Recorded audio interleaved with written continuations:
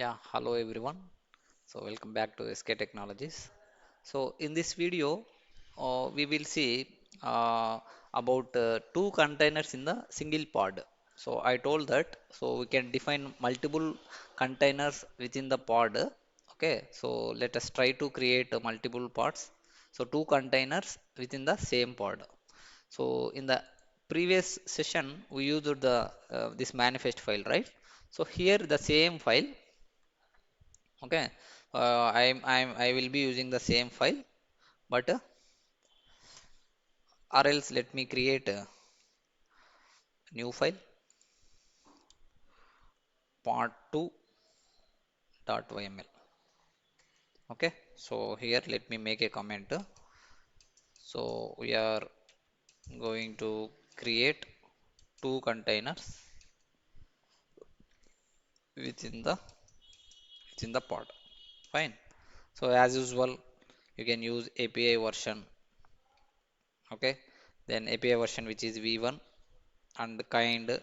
I'm going to create pod only pod, then metadata.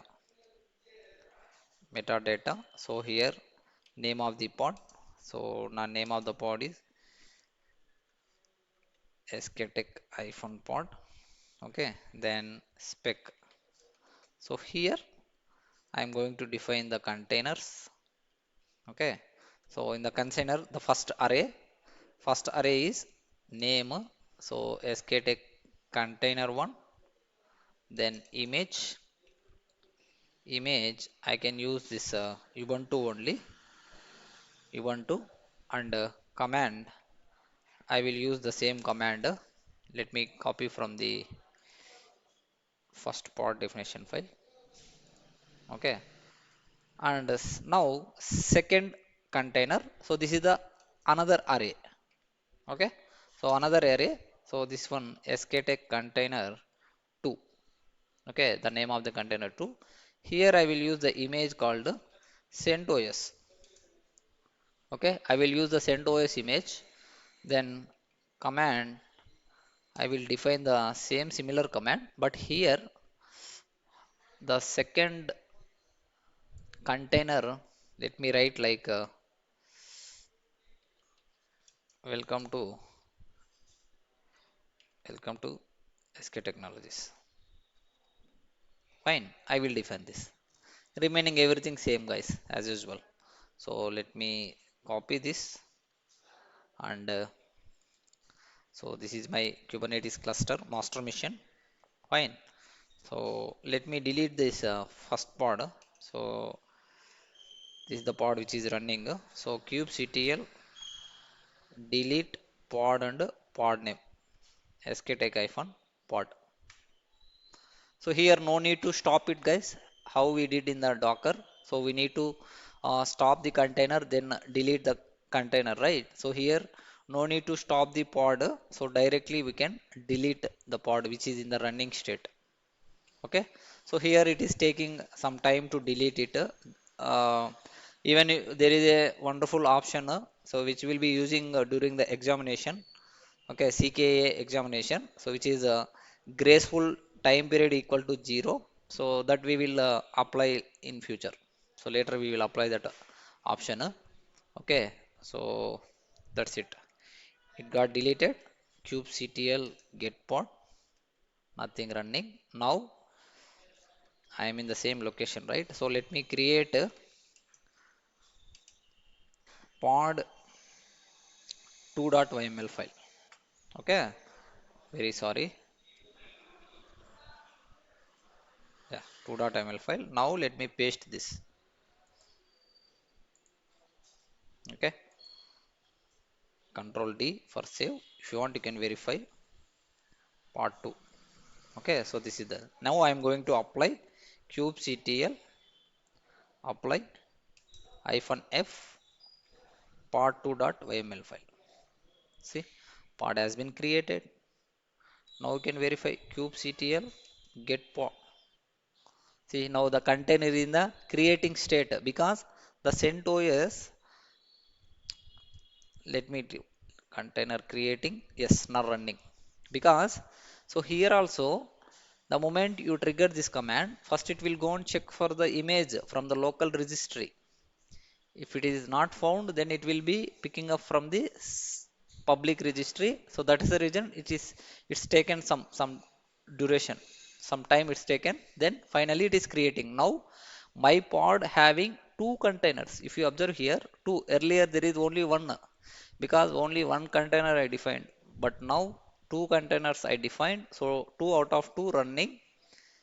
Okay. Now we will describe this kubectl describe pod. What is the pod name? So here pod name is same, but containers are different. So this is my pod name. Let me expand it. So let me walk through from the line number one. So here my executed command. So this is the name SKTech pod. So namespace default this and all okay, and a label none. So here containers, container section. See the first container name. This is the image, and second container, that is the image. Okay, so this is the this is the first container until here, like the ready state, okay, and environments, the command, whatever I given, okay. Then this one, second container, the same things, and volumes also nothing I have defined. Later we will see. So initializer 2, and these are the some description. So who scheduled where, fine. Now there is sometimes interviewer will ask, like I just created one object which is pod, so I want to know on which node it is running. Generally in the real time you might be having one master node and three worker nodes, fine. We don't know, right, where your pod is running. So if you want to display that, kubectl get pod, so which is displaying only the pod information, the same command if you go with -o wide option, so it will display the node details also. This is the node, this is the IP of your pod. Okay, so this is the IP of your pod and where it is running inside this node running. So this is what our worker node IP. We just go and cross check in the AWS console. Fine. See, two containers. In the same way, you can define a one more container also. But the recommendations are one pod, one container. That's it. Okay. So now let me try to display the logs. I want to see this logs whether it is working or not. kubectl logs -f pod name skTech-pod. Yes, because you need to see, because here two containers running, right? So that's the reason you you got failed here, because of the pod, two containers running. So each container having different logs, isn't it? So one container having this log, another container this log. So you need to specify the container name also. They are suggesting, see here, choose one of the container SKTech pod. So name must be specified over the pod, then choose one of the option. Okay, let me try this SKTech hyphen container one. I haven't tried actually. Okay, anyhow I will check this. Later I will let you know about how to display the logs which are which which your pod having two containers in this situation. Okay. Okay guys, so that's it for this video. So in the next video we will try to create the replicas with help of the RC and RS objects. Okay, so we will see. Thank you.